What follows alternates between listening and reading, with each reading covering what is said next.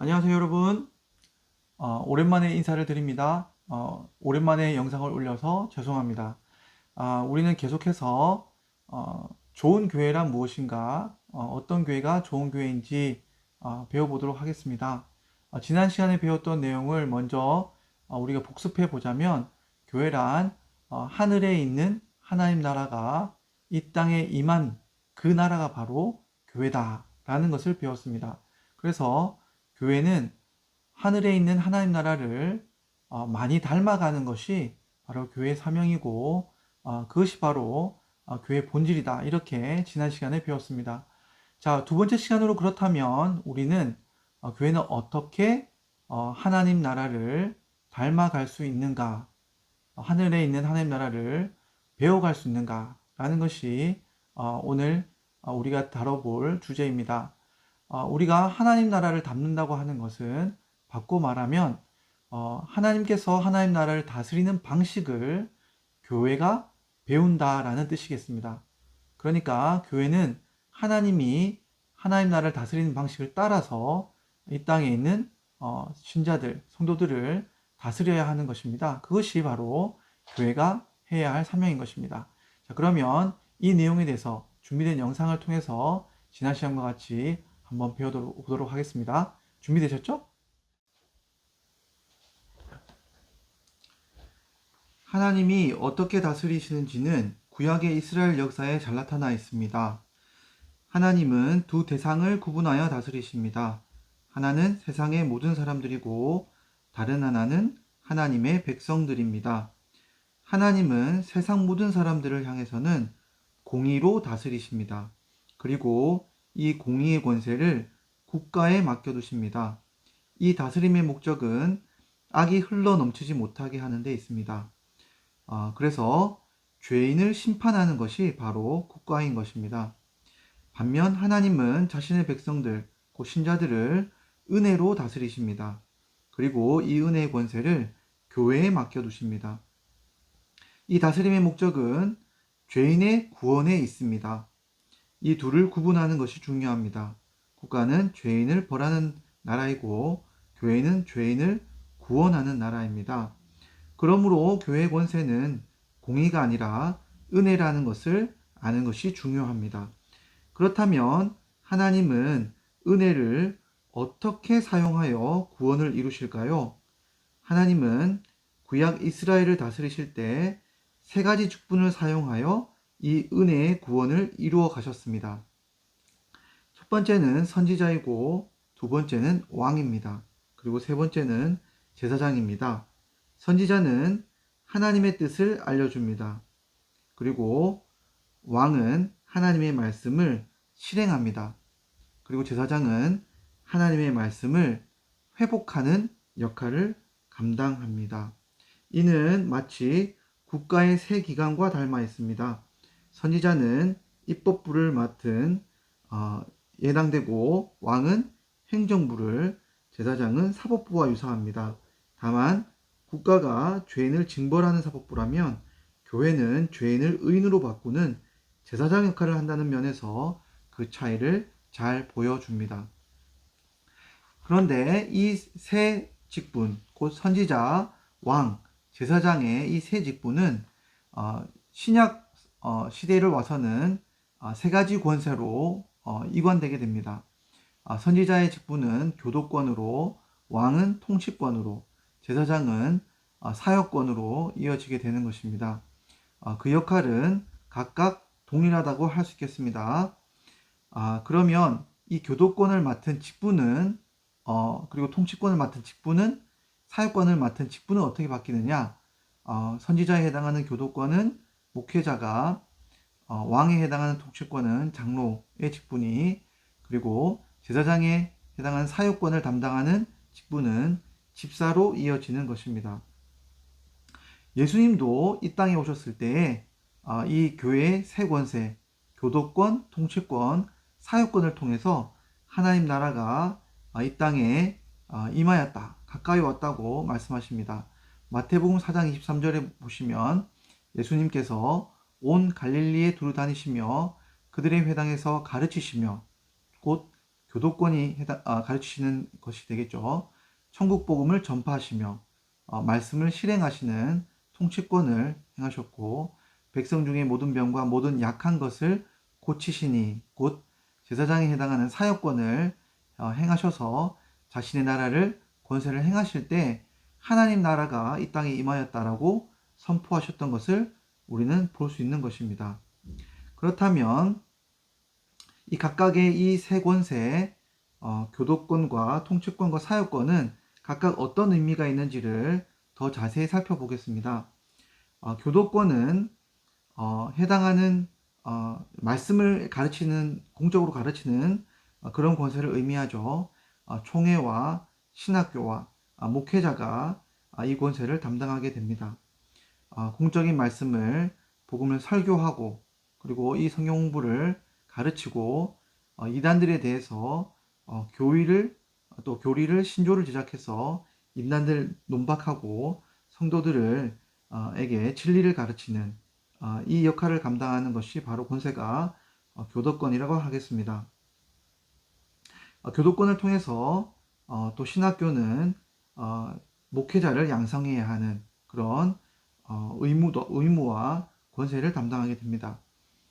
통치권은 여기 열쇠가 잘 보여주듯이 교회가 이 땅에서 매면 하늘에서도 매이고 이 땅에서 풀면 하늘에서도 풀린다고 하는, 실제로 이 복음의 말씀을, 진리를 실제로 이루어가는, 곧 왕의 통치권과 같은 그 역할을 하는 것이 바로 이 통치권이라 하겠습니다. 여기에는 두 가지 권세가 나뉘어집니다. 첫 번째는 질서 유지권이고 두 번째는 순결 유지권입니다. 질서 유지권은 무엇이라고 할 수 있냐면 그리스도의 구원을 실제로 시행하는 권세입니다. 그래서 이 역할을 해당하는 것은 예배, 봉사, 전도가 바로 이 질서 유지권에 해당됩니다.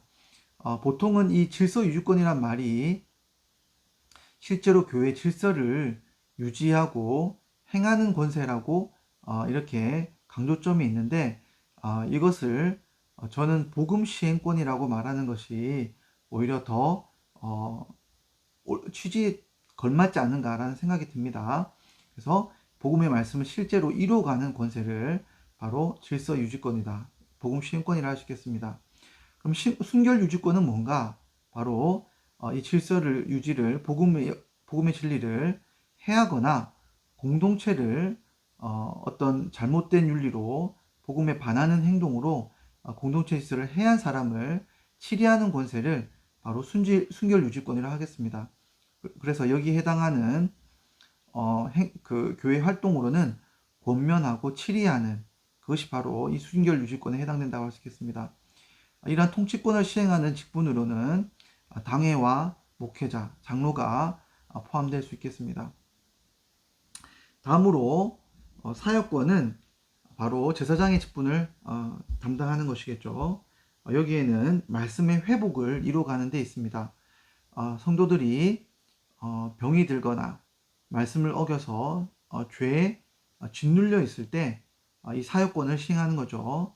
신유의 은사를 활용하거나 구제, 섬김, 자선과 같은 그런 활동을 통해서 실제 말씀의 회복과 성도들을 다시 언약 백성으로 불러들이는 그 역할을 하는 것이 바로 사역권이라 하겠습니다. 교회가 이 권세를 행하는 활동으로는 성례와 기도와 신방이 있겠습니다. 그리고 교회 내에서 이러한 사역권을 집행할 수 있는 곳은 바로 전도회, 그리고 집사님들이 되겠죠. 자, 그렇다면 이 교회의 세 가지 권세를 결국 잘 활용하는 것이 올바른 교회일 것인데, 그래서 교리로는 이 교회 표지, 올바른 권세를 잘 활용하는 교회 표지를 세 가지로 아주 간략하게 정리해 두고 있습니다. 말씀의 올바른 선포가 첫 번째인데, 바로 교리권을 실제로 교회에서 잘 질서 유지권과 함께, 통치권과 함께 잘 시행하고 있는가? 그것이 바로 첫 번째 말씀의 올바른 선포일 테고, 두 번째는 이 사역권에 해당하는 성례의 올바른 시행을 하고 있는가?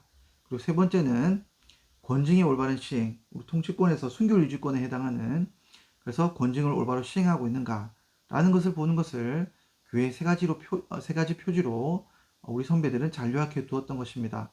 그러니까 말씀을 잘 듣는가, 말씀을 잘 먹는가, 그리고 말씀을 잘 행하고 있는가, 이 세 가지를 통해서 교회의 표지를, 교회의 권세를 올바로 시행하고 있는지를 잘 표지로 두었던 것입니다. 자, 오늘 배운 내용들 한번 우리가 적용을 한번 해볼까요? 오늘 배운 내용을 우리가 먼저 우리 마음에 새겨야 할 부분이 있다면, 교회는 하늘의 권세를 가지고 있다는 것입니다. 그러니까 교회는 정말 이 땅에 있는 나라와 다르게 보이지 않는, 그래서 공허하고 아무런 힘도 없는 그런 나라가 아니라는 겁니다. 실제로 예수님께서 자신의 권세를 위임한 나라가 바로 교회입니다. 그러니까 교회가 전하는 말은 곧 하나님께서 하시는 말씀이고, 그 말은 공허한 것이 아니라 실제 죄인들을 돌이키게 하고 죄인들을 살리고 또 죄를 씻으며 또 악을 무찌르고 또 아픈 사람들을 살리는 곳이 바로 교회라는 것을 우리는 알 수 있는 것입니다. 그러니까 교회는 실제 하나님의 권세가 있는 곳이 바로 교회라는 것을 우리는 알 수 있습니다. 두 번째로 우리가 알 수 있는 것은 교회란 은혜의 원리로 작동되는 곳이라는 겁니다. 그러니까 교회는 죄인들을 살리는 원리가 작동되는 그런 나라가 바로 교회라는 겁니다. 그런데 오늘날 많은 세상 사람들이 교회를 이런 곳으로 보지 않습니다. 왜 그럴까요?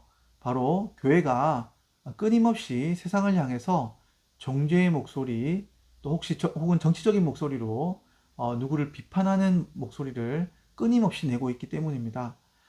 교회는 정죄하는 곳이 아니라 세상을 향하여 은혜의 복음을 전하는 곳이 바로 교회여야 하는 것입니다. 오히려 교회는 세상을 향해서는 은혜를 말하고 공동체 안에 있는 성도들을 향해서는 엄격하게 권징하는 곳이 바로 교회의 올바른 태도입니다. 그런데 많은 교회들이 오늘날 거꾸로 세상을 향해서는 권징을 시행하려고 하고 내부에 있는 자신들의 잘못에 대해서는 끊임없이 용서하고 자신들을 은혜의 그런 대상으로만 여기고 있는 것이 바로 잘못된 그런 교회의 태도라고 하겠습니다. 그러므로 여러분들이 교회를 판단하실 때 우리 교회가 너무 정죄만 일삼고 있다, 혹은 우리 교회 안에 있는 성도들의 죄를 끊임없이 눈 감고 있기만 하다라고 한다면 오히려 교회의 본분을 망각하고 있는 교회라고 할 수 있겠습니다. 오늘 우리는 이 두 가지를 잘 기억하고 교회란 하나님의 권세가 있고 또 이 권세를 통해서 은혜의 원리로 죄인들을 회복시키는 그런 나라인 것을 우리가 잘 명심하고 교회를 세워나가야겠습니다. 다음 시간부터는 우리가 이 세 가지 이 권리, 교회의 권세를 하나씩 살펴보면서 각각의 권세를 교회가 그렇다면 어떻게 사용하는 것이 정말로 올바른 사용법이고, 그렇지 못한 것은 어떻게 우리가 비판해야 하는 것인가를 살펴보도록 하겠습니다. 다음 시간에 또 만나서 좋은 교회가 무엇인지 배워보도록 하겠습니다. 여러분 안녕.